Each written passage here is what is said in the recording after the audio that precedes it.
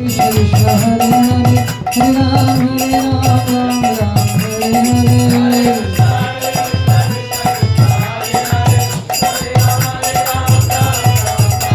हरे कृष्ण हरे कृष्ण हरे राम राम राम हरे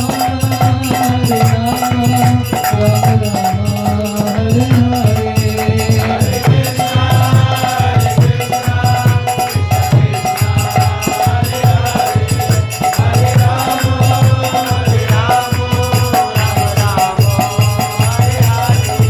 जय जगन्नाथ जगन्नाथ बलदेवा जय सुभद्रा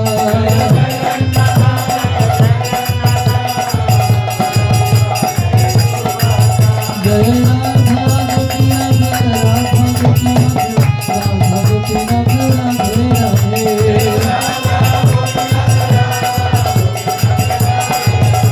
जय जय प्रभुपाद प्रभुपाद प्रभुपाद जय जय प्रभुपाद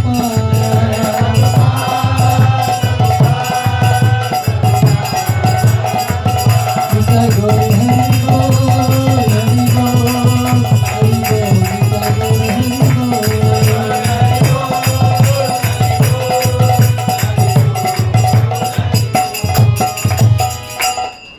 जय श्री जगन्नाथ बलदेव सुभद्रा महारानी की जय श्री प्रभुपाद की निताय गौर प्रेमानंदे हरि हरि बोल। ओम अज्ञानतिमिरन्धस्य ज्ञानाञ्जनशलाकाय चक्षुरुन्मिलितं येन तस्मै श्री गुरवे नमः। नमो विष्णुपादाय कृष्णहस्ताय भूतले श्रीमते भक्तिवेदान्त स्वामिनिति नामिने। नमस्ते सरस्वती देवे गौरवाणी प्रचारिणे निर्विशेष शून्यवादी पाश्चात्य देशतारिणे। जय श्री कृष्ण चैतन्य प्रभु नित्यानंद श्री अद्वैत गदाधर श्रीवासादि गौर भक्तवृंद। हरे कृष्णा कृष्णा कृष्णा हरे हरे हरे राम राम राम हरे हरे। मूकं करोति वाचालं पङ्गुं लङ्घयति गिरिं यत्कृपातमहं वन्दे श्रीगुरुं दीनतारिणं परमानन्दमाधवं श्री चैतन्येश्वरम्।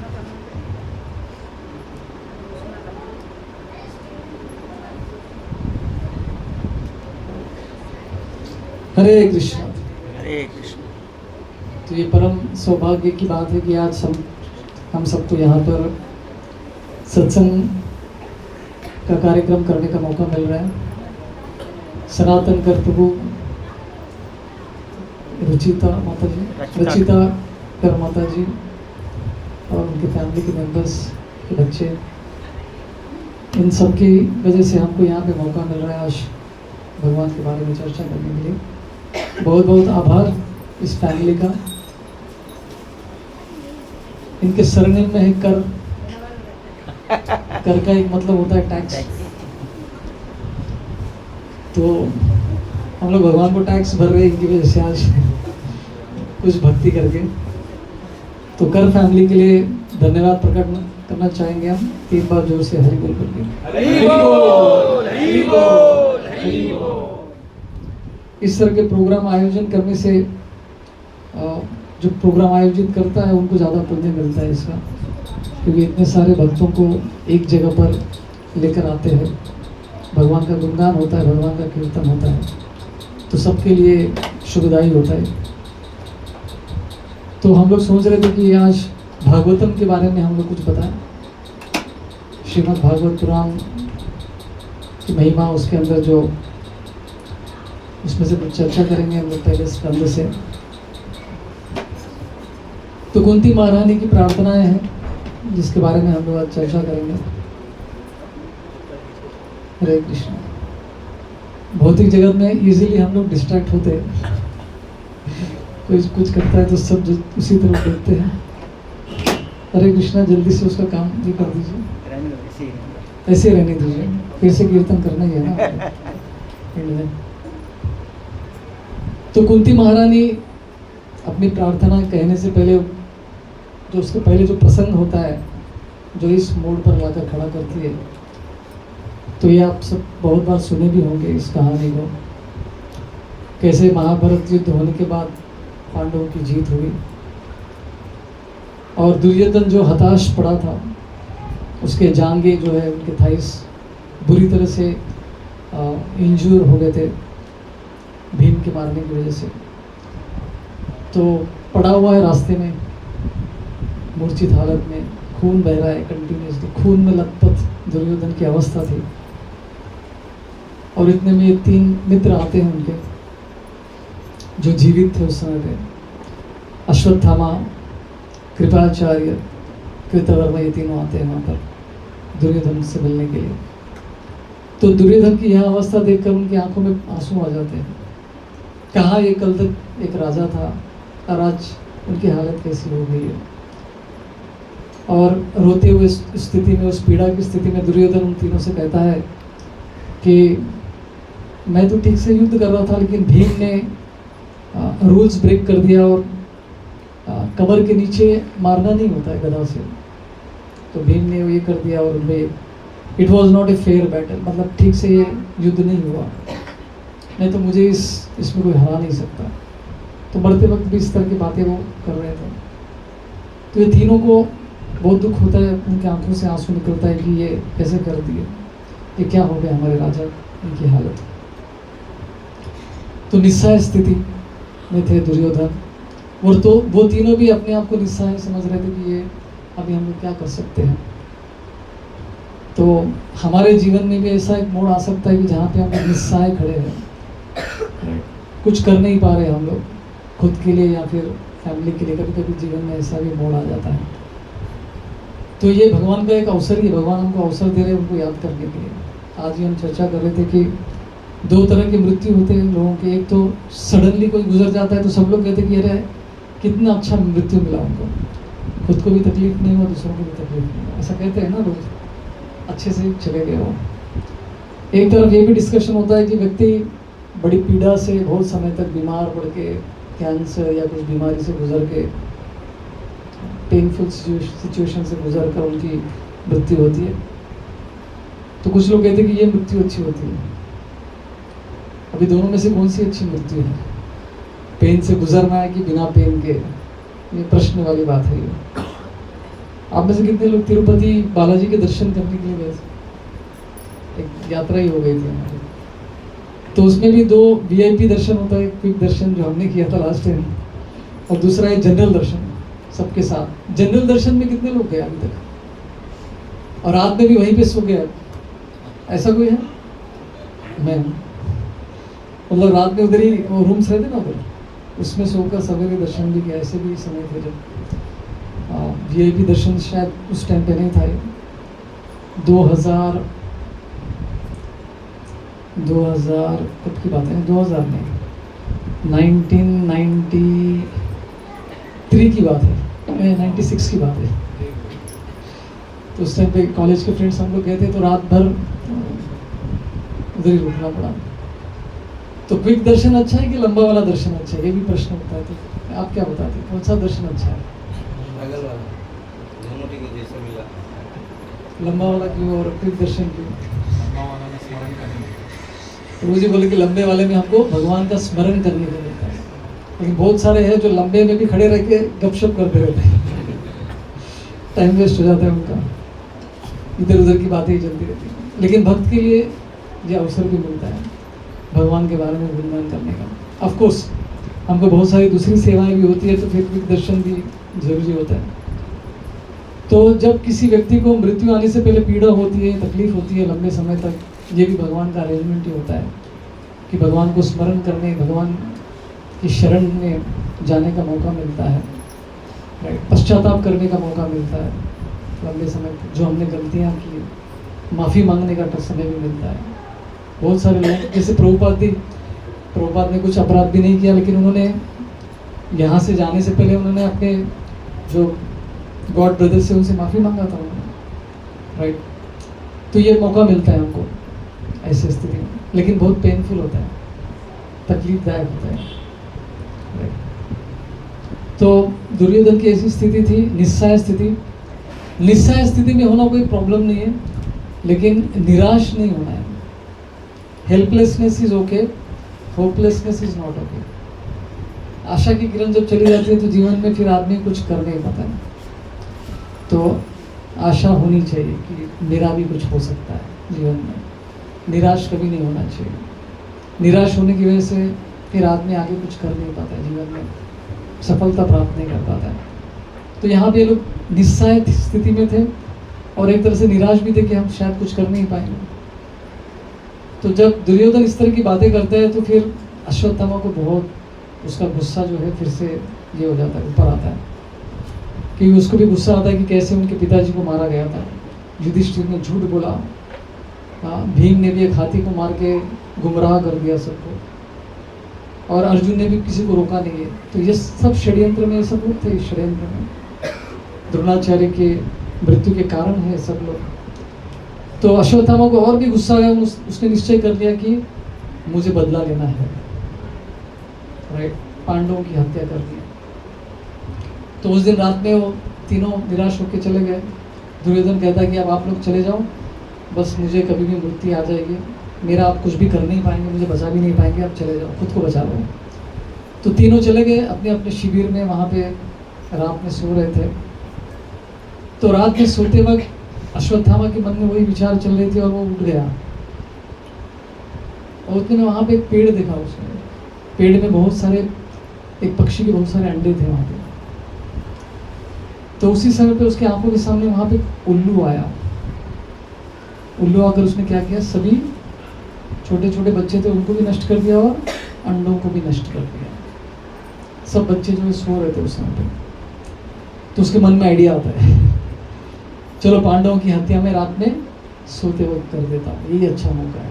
तो ये दृश्य देखते उसके मन में आइडिया आता है। और ये आइडिया जो है बाकी दोनों से वो शेयर करता है, बताता है कि देखो चलो हम लोग ये करते हैं।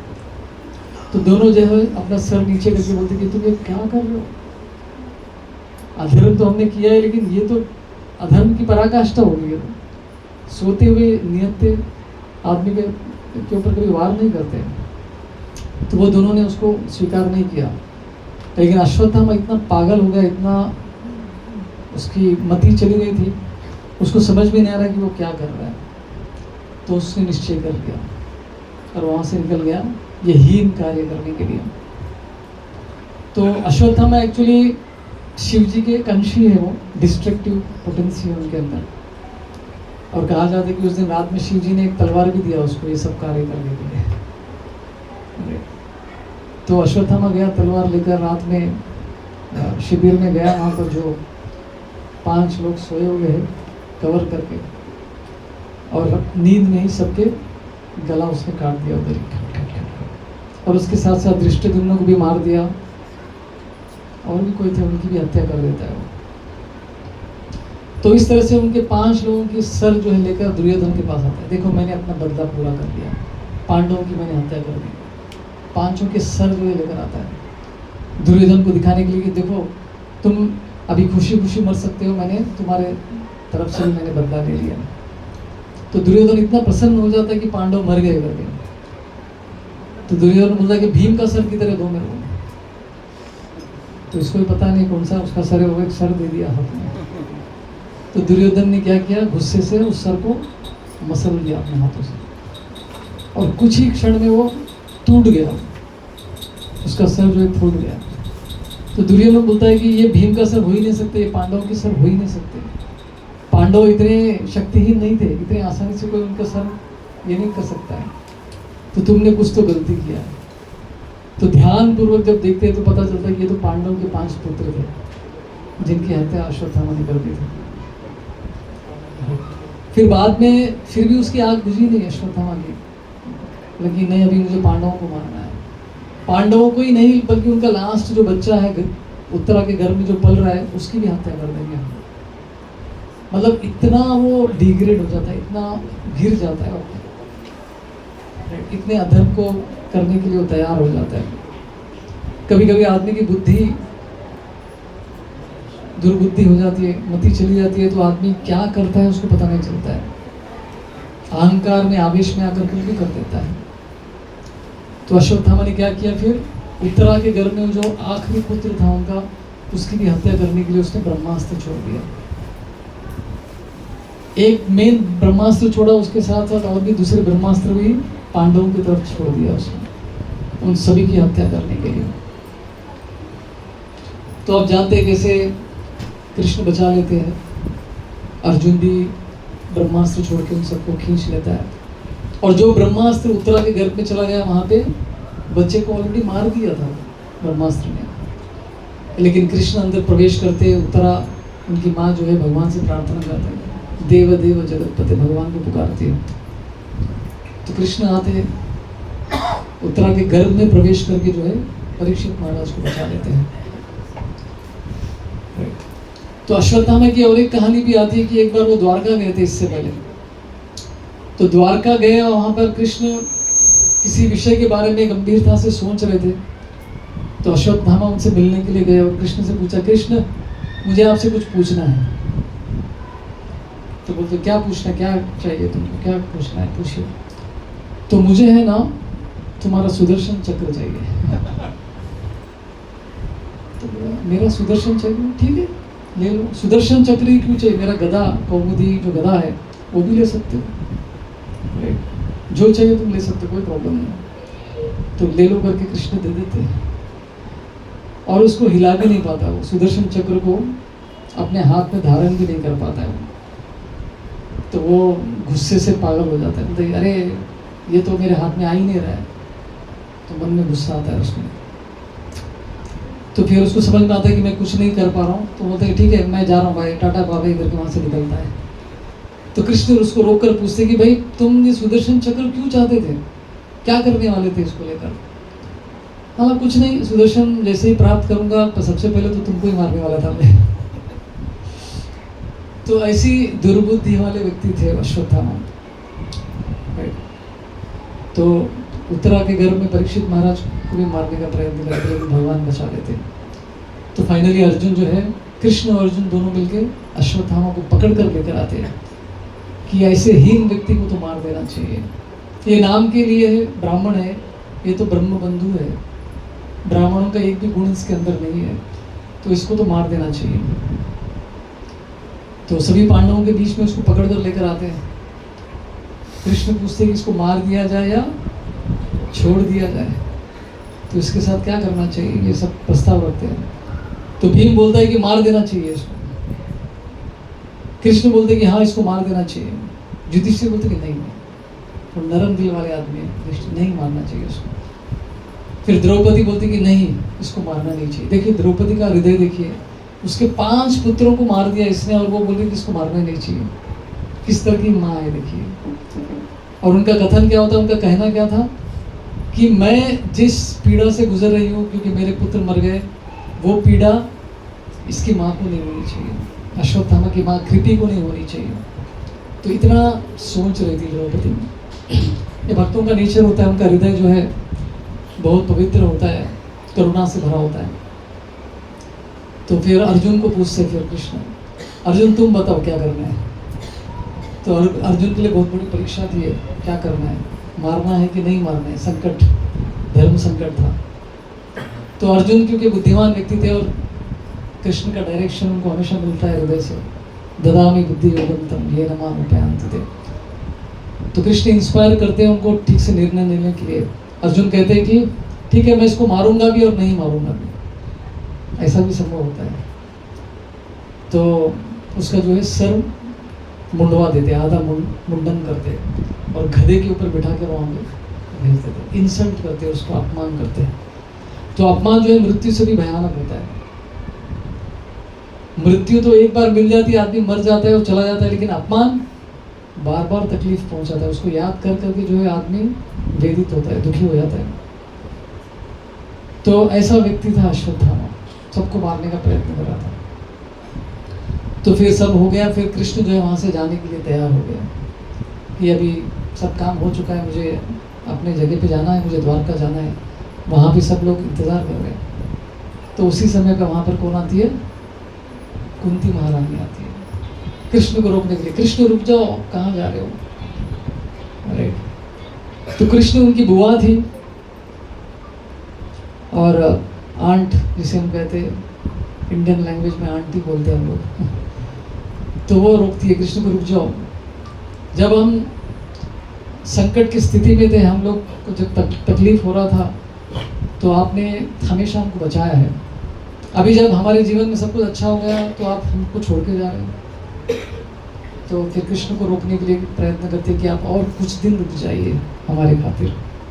राइट, इस तरह से प्रार्थना करती है। तो हम लोग कुछ प्रार्थनाएं लेंगे आज, जो भी समय हमको मिला है उसमें।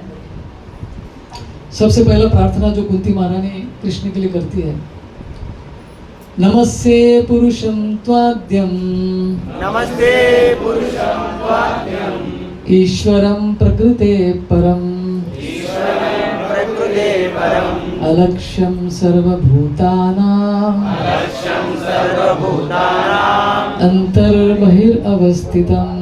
अन्तर्बहिरवस्थितम्। अभी कुंती महारानी कृष्ण को बुला रही है, नमस्ते। नमस्ते मतलब नमस्कार, प्रणाम कर रही है। बड़े छोटों को कभी प्रणाम करते हैं क्या? कुंती महारानी तो उनकी बुआ है, कृष्ण के पिता की बहन है वो, और कृष्ण छोटे हैं उम्र में, लेकिन कृष्ण को वो नमस्कार कर रही है। तो कृष्ण को थोड़ा ठीक नहीं लगता कि ये मेरी बुआ मुझे क्यों प्रणाम कर रही है, ये तो एटिकेट नहीं है।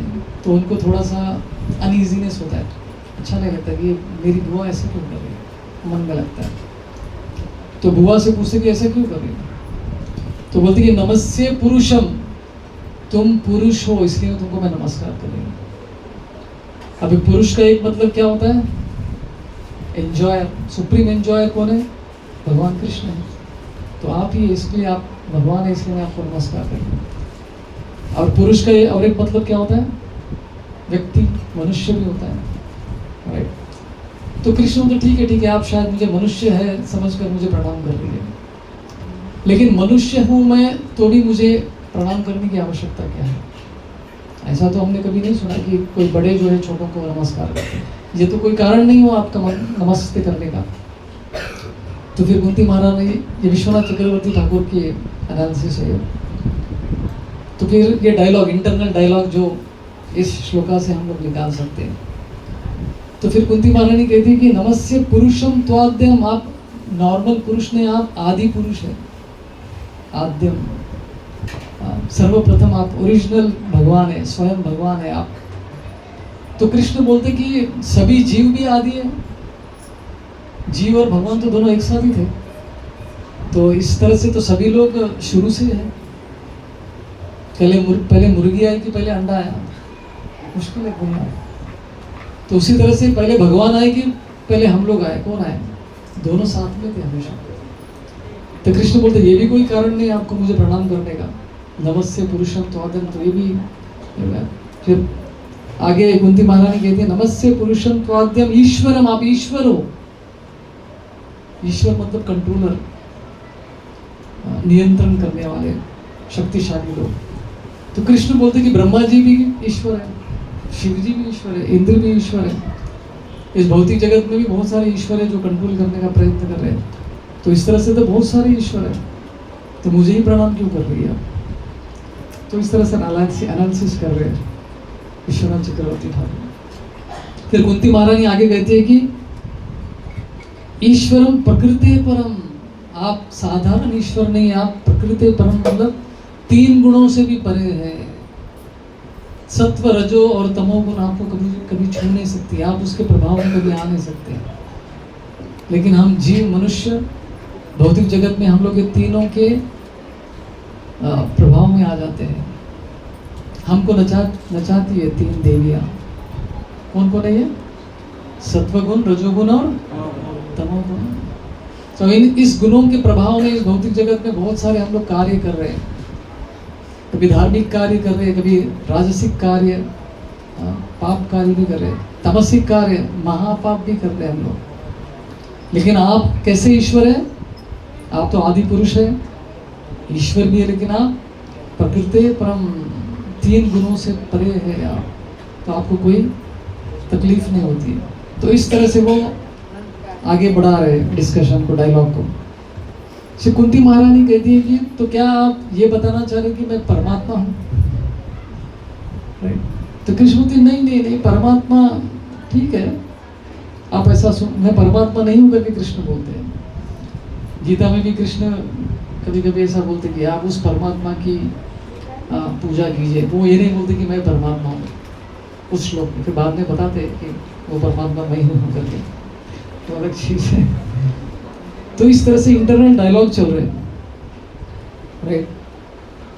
तो परमात्मा तो अंदर होते हैं, मैं तो बाहर भी खड़ा हूँ, ये तर्क देते हैं कृष्ण।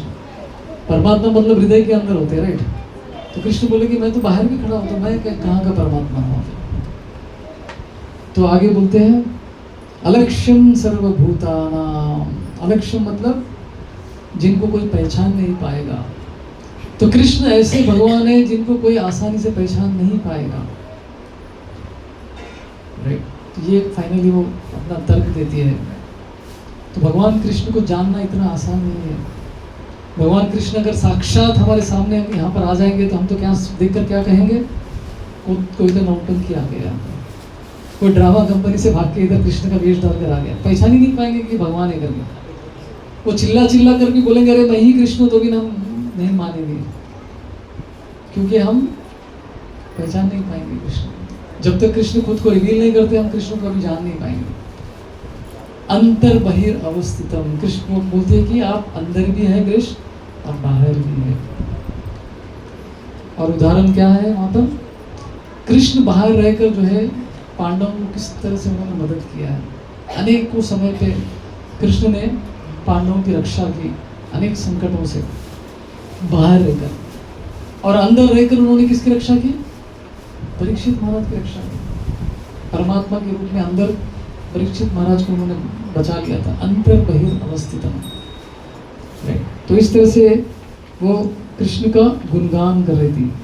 नमस्ते पुरुषम त्वाद्यम ईश्वरम प्रकृते परम अलक्ष्यम सर्वभूतानाम अंतर बहिर अवस्थितम। तो ये उनका पहला श्लोक है जिसमें कृष्ण की स्तुति कर रही हो। वो जानती ऐश्वर्य भाव में आकर ये स्तुति कर रही थी, राइट।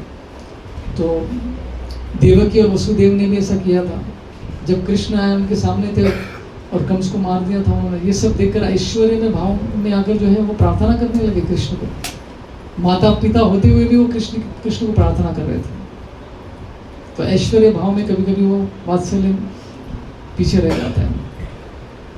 तो यही इसी भावना में जो है यहाँ पे कुंती देवी भी कृष्ण की स्तुति कर रही थी, राइट। तो जैसे यहाँ पे अलक्ष्यम सर्वभूतानाम कह रही है कुंती देवी, तो कृष्ण को पहचानना इतना आसान नहीं है। कृष्ण को क्यों नहीं पहचान पाएंगे हम लोग, वो दूसरे उसके बाद वाले श्लोक में कुंती महारानी कहती है। मेरे साथ आप लोग भी दोहराइए। माया जवनिका छन्नम, माया जवनिका छन्नम, अज्ञादोक्षजमव्ययम्, अज्ञादोक्षजमव्ययम्, न लक्ष्यसे मूढदृशा, न लक्ष्यसे मूढदृशा, नटो नाट्यधरो यथा। नटो नाट्यधरो यथा। तो कुंती देवी कहती है कि हम लोग भगवान कृष्ण को क्यों नहीं पहचान पाते, क्योंकि कृष्ण अपने सामने पर्दा डाल देते हैं, कर्टन डाल देते हैं। किसका कर्टन है वो, माया का पर्दा, माया जवनिका छन्नम। तो इसलिए हम कृष्ण को पहचान नहीं पाते, राइट। तो यहाँ पे एक प्रश्न आ सकता है कि क्या कृष्ण को माया ने कवर कर लिया? नहीं, कृष्ण को माया कभी कवर नहीं सकती। ये तो हमारी आंखें कवर्ड है माया से। सूर्य को कोई कवर कर सकता है? सूर्य को बादल कवर कर सकता है? हमारी आंखों के सामने बादल आ गए इसलिए हमको सूर्य नहीं दिखता है। एक्चुअल रीजन ये है। ऐसा नहीं कि भगवान माया के प्रभाव में आ गए इसलिए हम लोग वो किसी को दिखते नहीं, ऐसा नहीं है। तो भगवान कृष्ण को पहचानना इतना आसान नहीं है। जब हम धाम में भी जाते हैं, हर धाम, हर कृष्ण के धाम के एक धाम रक्षक होते कि नहीं, क्षेत्रपाल जिसे हम कहते हैं, तो वो धाम की रक्षा करते हैं। तो प्रभुपाद जी कहते हैं कि हम लोग बस का टिकट, ट्रेन का टिकट लेकर धाम में कभी नहीं पहुंच पाते। अगर पहुंच भी गए हम लोग धाम में, तो हम धाम में कुछ देख नहीं पाएंगे। धाम में सिर्फ गलतियां ही ढूंढ लेंगे। जैसे प्रभुपाद जी कहते थे, शुरू में जब लोग आते थे वृंदावन में उनको क्या दिखता है, नाले दिखते थे, ड्रेनेज के लेन्स दिखते थे। अरे ये सब कितना गंदा है, सुअर घूम रहे इधर उधर। तो ये कैसा वृंदावन है? तो जिस तरह की चेतना लेकर जो व्यक्ति जाता है उसको वही दिखता है, गंदगी ही दिखेगा, खराबी ही दिखेगा, क्योंकि वहाँ पे वो सब कुछ कवर्ड है। भगवान धाम को भी रिवील नहीं करते, अपने आप को भी रिवील नहीं करते, हमको बताते नहीं। तो माया का पर्दा जो है हमारे सामने आ जाता है, जिसकी वजह से हम कृष्ण को जान नहीं पाते। कल ड्रामा फेस्टिवल भी था, वहाँ पे ड्रामा था, ये यथामाम प्रपद्यन्ते। तो जैसी हमारे भक्ति का स्तर होता है, जिस तरह से हमारी चेतना होती है, उस तरह से कृष्ण उसके हिसाब से प्रेम का आदान प्रदान करते हैं। जो इच्छा लेके हम लोग धाम जाते, कृष्ण उसकी पूरी करते हैं। वहाँ पे जाएंगे, सोचेंगे कि हमको सोन पापड़ी खाना है, हमको कचौरी खाना है, तो भगवान कृष्ण को प्रोवाइड कर देते हैं। लेकिन भगवान कृष्ण के ठीक से दर्शन कर पाए, हरि नाम में रुचि आ पाए, ये प्रार्थना करेंगे तो शायद एक दिन वो भी कृष्ण उसका भी पूरा करे वो इच्छा को भी। तो जिस तरह की चेतना हम लेकर जाते हैं, भगवान उसी प्रकार से अपने आप को हमको दिखाते हैं। ये था माम प्रपद्यन्ते ताम तदैव भजाम्यहम्। तो इस तरह से माया के कवरिंग की वजह से हम लोग कृष्ण को जान नहीं पाते। अज्ञादोक्षजम अव्ययम।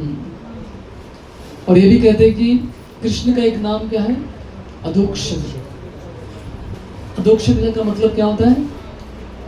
इंद्रियों से और मन से हम लोग कृष्ण को कभी समझ नहीं पाएंगे। ये भी हमारे इंद्रियों और मन से परे है भगवान। लॉजिक से हम भगवान को कभी समझ नहीं पाएंगे। केवल भक्ति ही है जिससे हम लोग, जिसके माध्यम से भगवान को पहचान पाते हैं।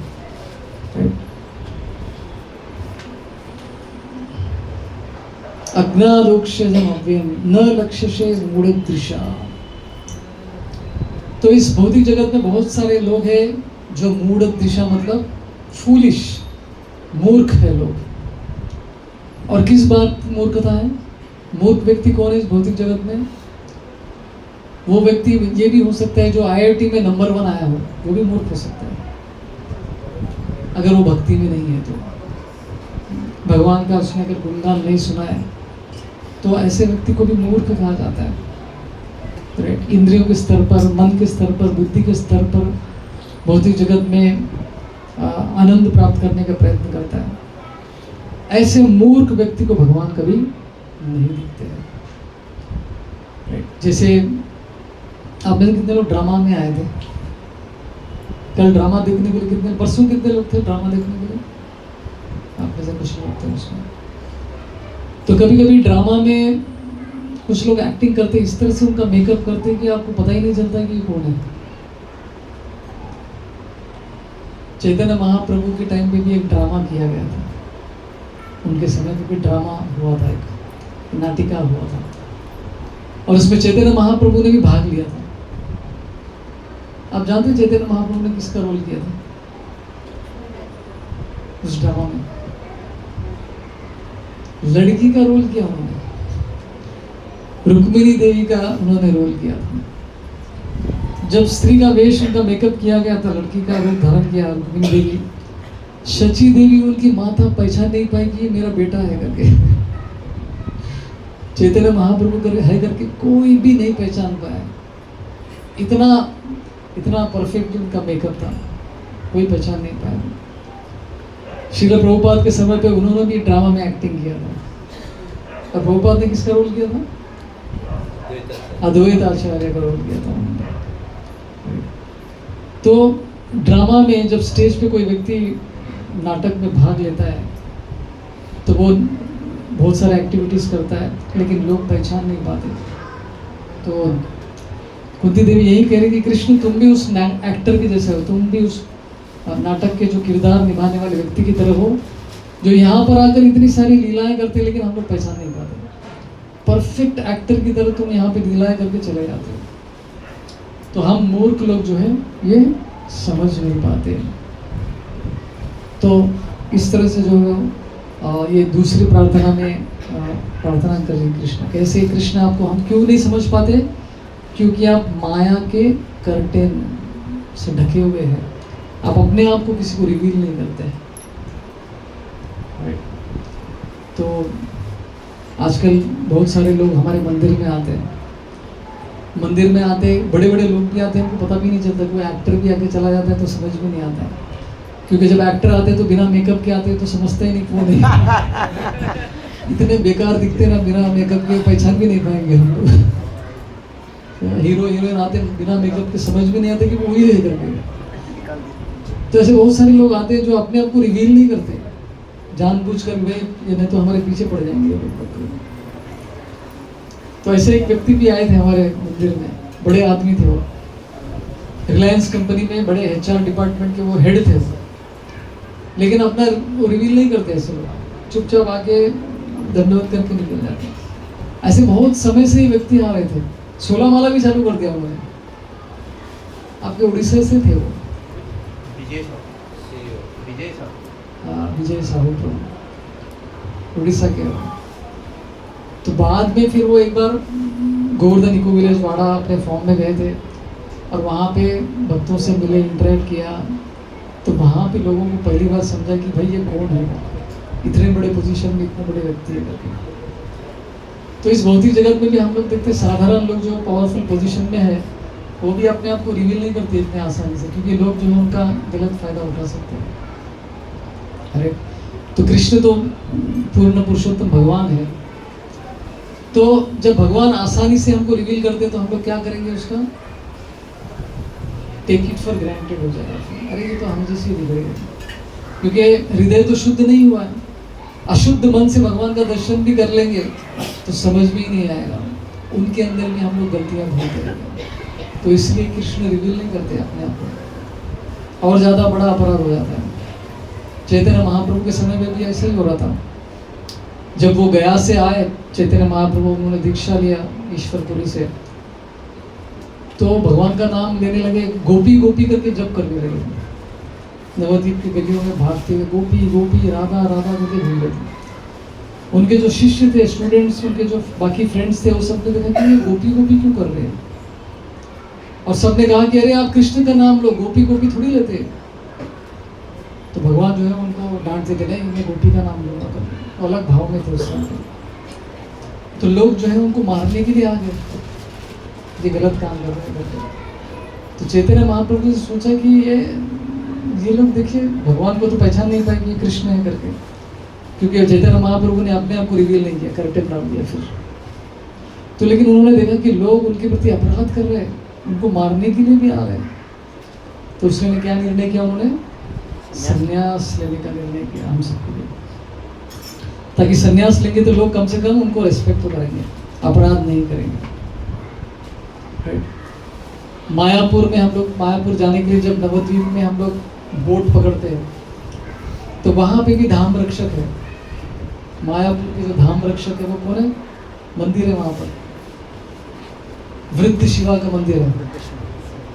और कौन है वो, प्रौढ़ माया, प्रौढ़ माया और वृद्ध शिवा का वहाँ पे मंदिर आता है। तो वो भी जो है मायापुर धाम की रक्षा कर रहे हैं। जो आसुरिक वृत्ति के लोग मायापुर में जाएंगे तो उनको कभी समझ में नहीं आएगा मायापुर क्या है। जब तक हम भक्त के साथ नहीं जाएंगे हमको समझ में नहीं आएगा कि भगवान का धाम क्या है। नहीं तो वहाँ पे भी हम लोग गलतियाँ ढूंढेंगे, लोगों से झगड़ा करेंगे, अपराध करेंगे ज़्यादा, और अपना जीवन नष्ट करेंगे, मनुष्य जीवन। तो इस तरह से बहुत सारी उनकी प्रार्थनाएं हैं।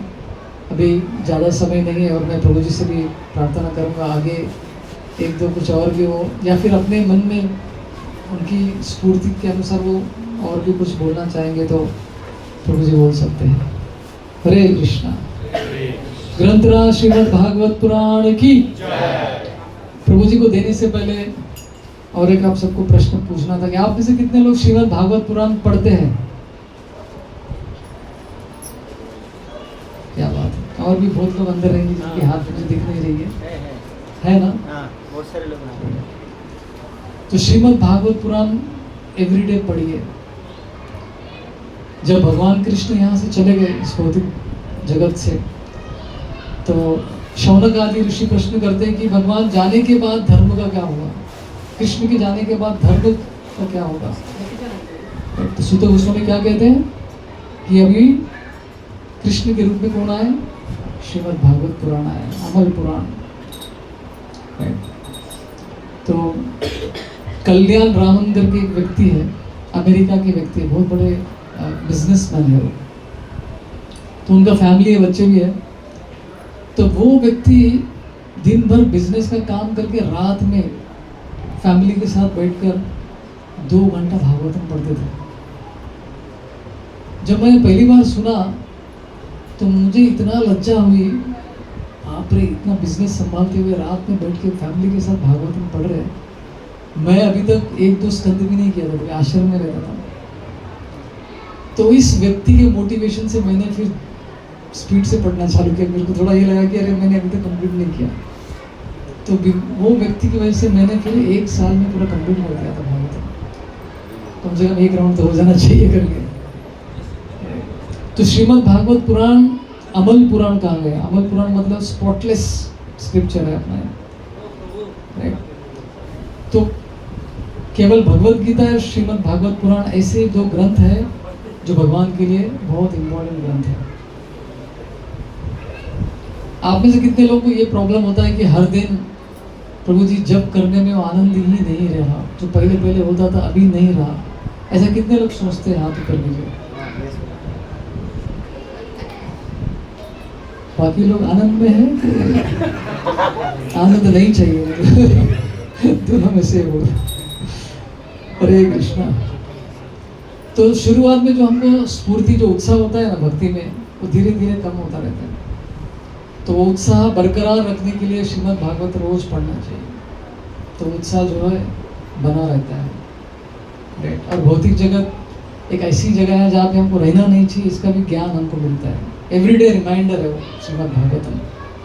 नहीं तो फिर यहाँ पे रह के भी हम लोग प्लान यही करते हैं कि भाई पढ़ेंगे, आराम से पढ़ेंगे, अभी बहुत समय है, पोस्टपोन करते रहते हैं हम लोग, हर चीज़ को आगे बढ़ाते रहते हैं, जबकि हमको पता ही नहीं कि अगले क्षण हमारे साथ क्या हो सकता है, राइट। तो श्रीमद् भागवत पुराण ऐसी किताब है, किसी का भी उद्धार कर सकता है।